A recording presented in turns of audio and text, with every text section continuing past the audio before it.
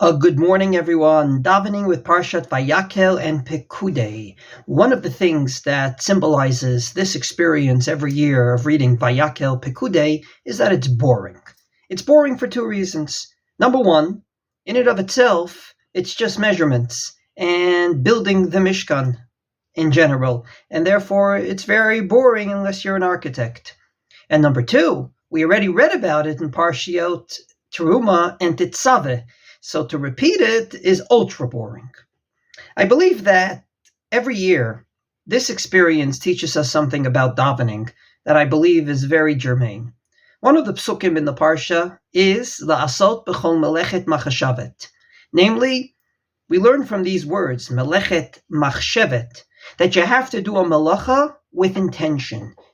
Thus, on Shabbos, if you happen to be walking on the sidewalk, and by miracle, an electric door opens because there's a sensor there that you didn't know about, then that's considered mitasek, and you're not liable for any violation of Shabbos. In order to be liable for a violation of Shabbos, you have to know that what you're going to do is going to result in something forbidden, and you do it anyway.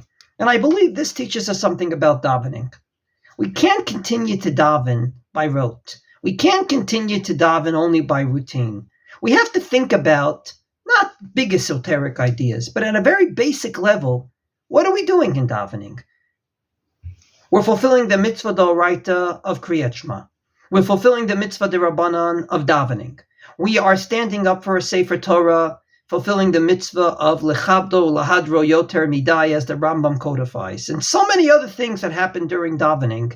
If we continue just to stand, to sit, to do this or to do that, then sometimes we're not any better than a trained monkey who can also do all these things.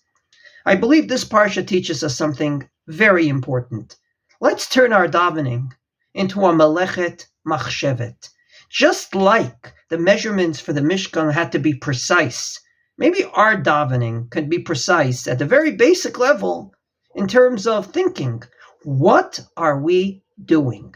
Why are we putting up our little pinky when the Torah is raised? Why do we stand up at a certain point and sit down at another point?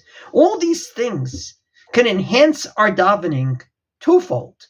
And this is long before thinking about the bigger ideas of davening. I believe this experience every year teaches us.